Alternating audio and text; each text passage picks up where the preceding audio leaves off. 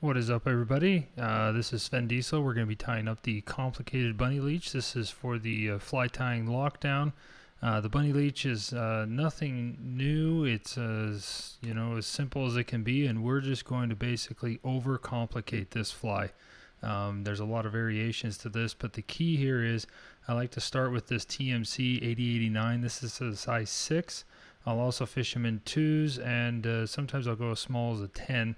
I'm going to put on a brass cone here and also a tungsten bead in pink. You won't see this bead, but it's kind of a confidence thing for me, throwing that in there. And then we're also going to be using some lead wire here to kind of hold it all in place and make it a little easier. So this is, we're just going to take a little stick of this and wrap it around with about 10 to 15 wraps.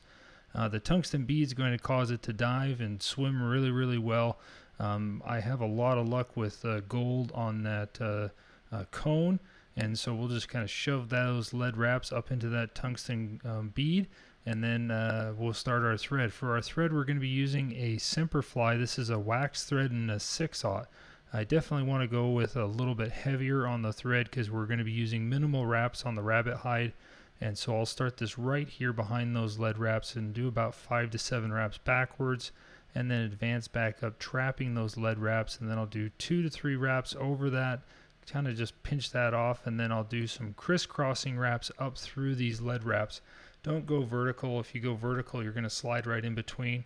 Make sure you lay down some nice crisscross 45-degree angle wraps, working your way up and down. I like to do it twice personally, and then I'll end right there. We have a little nice kind of a ramp there to hold everything in place, and then this is where we're going to start complicating this fly. Normally you just have a regular rabbit tail. Rabbit strip is the tail. I'm going to grab a 20-pound piece of mono, just whatever you have laying around. 30 would be fine, and I'm going to cut off about a 4-inch piece. This is a little trick I learned from a friend, Pete, with Blue River flies, and I'm going to tie in this mono right here on the top of the shank, and as we get into the bend, I'm going to use touching wraps, and we're going to create a little bit of a hot spot just to complicate this fly even more. And then I'll with touching wraps work my way back up the bend about to the hook point, and then we'll just let our thread dangle. And then we're going to grab our good friend Mr. Sharpie here in red. You could use red or orange, pink even, lime green, whatever is your fancy.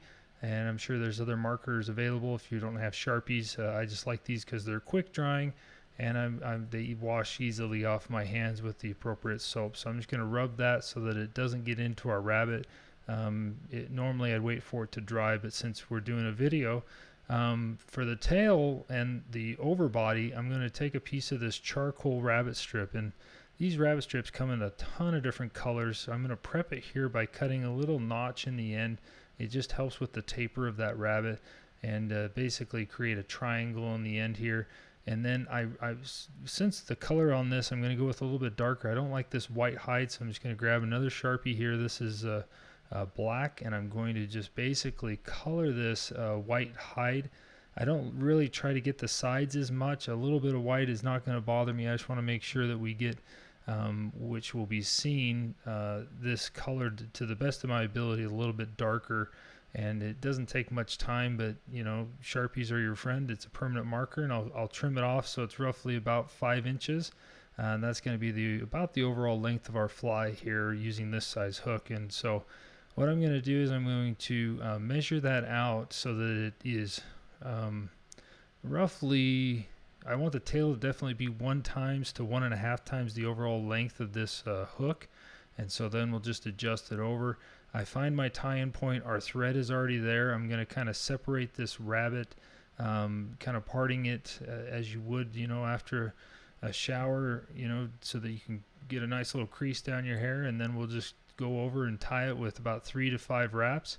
And then I'll lift it up, and while holding tension, I'll do a wrap over, and then I'll advance my thread back towards that hide, kind of pinching those first 3 or 4 wraps and securing that rabbit on top of the shank. And here's where this mono comes in handy. This is a little trick to prevent fouling. I like to take about the halfway point here, and I've tried this with regular rabbit, with Magnum, with zonker strips, and you want to make sure you puncture it right in the middle, and then I shove my mono right through that little hole. Don't lose where you punctured it. It's hard to find. And then I bring it up and around, trying to not, trap all these hairs in place. And I'll just do about 3 to 5 loose wraps here, just kind of securing that in place. And then I'll basically pull that mono so it's still forming a loop, but you can see how it's going to still allow the tail to have plenty of movement, but not cause it to flip around all the time and potentially foul on that hook point. It's something that I've incorporated into almost all my zonker style flies, or where I have rabbit tail. And then of course it maybe restricts the movement a smidge, but not enough. And then we're going to get ready to do the body, and we're going to complicate the heck out of it again. So we're going to create a dubbing loop here about 5 inches in length, and I'm going to kind of get that out of my way, because I said this is the complicated bunny leech. Normally you would just take a crosscut hide piece and palmer it up the body. We're going to make a second dubbing loop here about the same length, 5 inches, and then I'll advance my thread all the way up. We're just trying to make this as difficult as possible, but utilize a lot of different techniques, and this allows for a lot of customization. So we're going to prep using this crosscut rabbit hide. This is chinchilla, and I'm kind of going with a minnow type color, and all I'm going to do is pinch this hide between my fingers. So I've got about a 4-inch piece here. I'm going to use some of these long tweezers I have. These are from one's from Dr. Slick and the other is from Loon, and I'm just going to make sure all the hairs are kind of sticking off the same way, and I'm going to slide this tweezer up and trap as many of those hairs equally as possible. And then I'll grab my scissors, of course, and trim it nice and neat near the hide, trying to not get all the material or all the hair off that we can, and be a little bit careful not to cut the hide. That kind of messes it up. But there we go. We've got our first body material that we're going to be inserting into one of the dubbing loops. And then of course we're going to use some of this crinkles on. This is in pearl, and I'm going to pull out a nice little chunk here, and I want a little bit more, so I'll pull it out. I don't have a measuring here. That's roughly 62 strands. I'm kidding. It's probably closer to about 20 pieces, and I'm going to basically cut it into thirds so it's about the same length as the rabbit. And like I said, this is going to be a complicated fly, so I'm just going to stack those so they're about even. I'll grab the other tweezer and scoop them up. They don't have to be as spread out, because when we insert this into the dubbing loop, you can of course manipulate the spacing, and it's a little bit easier to do in the dubbing loop than here on the tweezers. And if you have some really long ones, just trim them out. So we got those prepped now, so that's going to be our body. I always like to clean up my workstation before, so that my wife keeps allowing me to tie flies. And so now we're going to do our body. I'm going to start with the rabbit, inserting that tweezer into the dubbing loop, and then I'll basically make sure that it looks about even. You don't want to manipulate this too much. It's pretty much aligned from when you cut it off the hide, and so we'll go ahead and start spinning that up. And if you're not familiar with dubbing loops or haven't done a lot of them, I'm going to spin this to about 3/4 of the way done. I don't want it to be super tight, about to the point where you'd start to see the dubbing loop move towards the body of the fly. That's when I usually stop, and so we're going to stop about a little bit before, because we're going to twist them together. Now I'm going to insert the crinkles on into the other dubbing loop I made, and now we'll spread this out, because you don't want it to be grouped up. This is going to add a little bit of structure to the fly. It's going to add profile. It's going to support the rabbit, and basically give it a little bit of that flashy minnow speckling, hints of tasty treats that we all like to see and trick fish with. So spin that up so it's nice and good, and then once we get it nice and twisted up, I'm going to grab the other dubbing loop that we already spun up. I'm going to kind of tie them together here off the screen. I try to show you, but it's a little bit blurry. And then I'll just slowly twist these together, making sure that we're not going to lose our little tag end here that I'm kind of wrapping around the hook of the dubbing loop, and just kind of slowly twist it, because you don't want to trap all that rabbit into the flash and vice versa. So once we get it roughly twisted together so that it looks like a nice little blend, And if you're struggling with this, I keep losing the little knot here, but there we go. You can also grab your brush at this time and brush it out, but generally I like to brush it once we have it palmered around the body, just so I don't brush one of the dubbing loops out. So are there other ways to do this? Is, basically you could tie in a crosscut strip and palmer it up the body and be done. But this is utilizing a few different techniques and also allowing for a customization of a body. And of course, before I palmer this, I'm going to want to lay down a little bit of super glue to basically bond those lead wraps, bond the thread, and also bond these dubbing loops to the body, making it a more durable fly. And then I'll just palmer this around the shank of the fly. I'm going to start here with a full wrap right here behind, right up against this where we tied in our tail strip.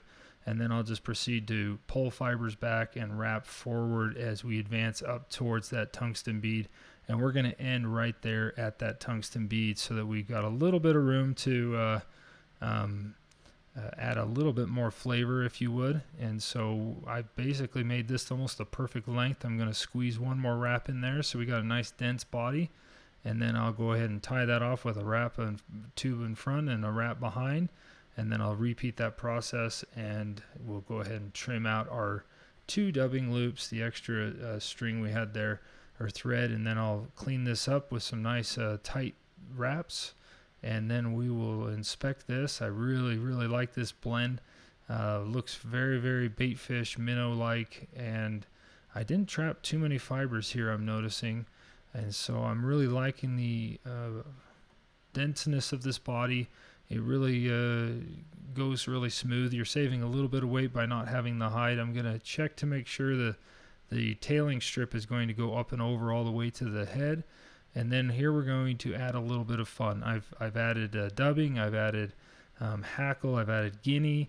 I really like adding a hot spot, a hot color like orange or pink or red. We're going to basically oversize this hackle so that this will kind of tie it into the whole body. And I'll just strip off the fluff and create a little tie-in point here.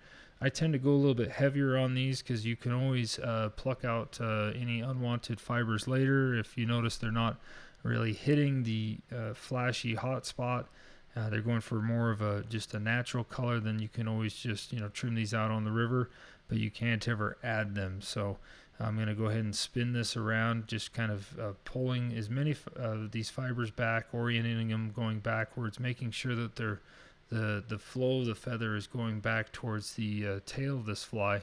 And then we'll go ahead and tie that off. Notice how I still have that pink bead a little bit exposed, and we'll basically be covering that up here in the last step. So I really enjoy adding all these natural materials to this with a little bit of flash.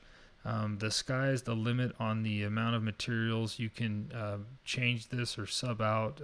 As you can see, this is nothing new. It's just it's a lot of fun to try some new techniques and add some newer materials that weren't available when this pattern was originally created. So here we're going to bring this up and over, and we'll go ahead and tie this off. I don't like to pre-cut this because we're trapping some of those top fibers that aren't really going to be attached to the hide. I think it makes for a more full head of the fly, and so I'll go ahead and once I get about 3 wraps on top, I'll trim that out, and then I'll use some nice tight securing wraps. And then we're going to move into our last step here. We're going to add some ice dubbing. This is in shrimp orange, and I'll just take off a little smidge here, and we're going to noodle it onto our thread just to kind of clean up that head. Is it necessary? No. I've also added just sharpening my thread red or pink. You can also use a little bit larger of a cone and tuck that hide up and in and make it a little cleaner body, but I definitely like adding that tungsten bead in there and adding the element of the weight in the head so that it dives on your slow strips. And so I'm going to apply a little bit of super glue right here before the dubbing so that it's going to hold that hide in place and kind of finish our fly. And then I'll come up and over and just kind of create a nice little collar on this. This is ice dub. It's a very attractive material. I've had a lot of success with adding this UV shrimp to many of my streamer patterns, and then we'll just do a 3-turn whip finish and call it good because I had a little bit of super glue on there. And so You could do a double whip finish if you want, or you could inject some resin or some head cement. But that right there is the Complicated Bunny Leech. The manipulation and color schemes are pretty much endless. You can use, there's so many different materials available in so many different colors. It's a really fun pattern to fish with floating line or sinking line and stripping it actively. Sometimes I just like to toss it out, and when I'm kicking to a new area, just kind of let it sit out there and give it small twitches. And let's go ahead and switch over, and we'll see how it swims. You can see a lot of flow, a lot of movement, so I hope you guys are staying safe. I appreciate you guys for watching and involving me, and I hope you guys enjoy the rest of the fly tying lockdown.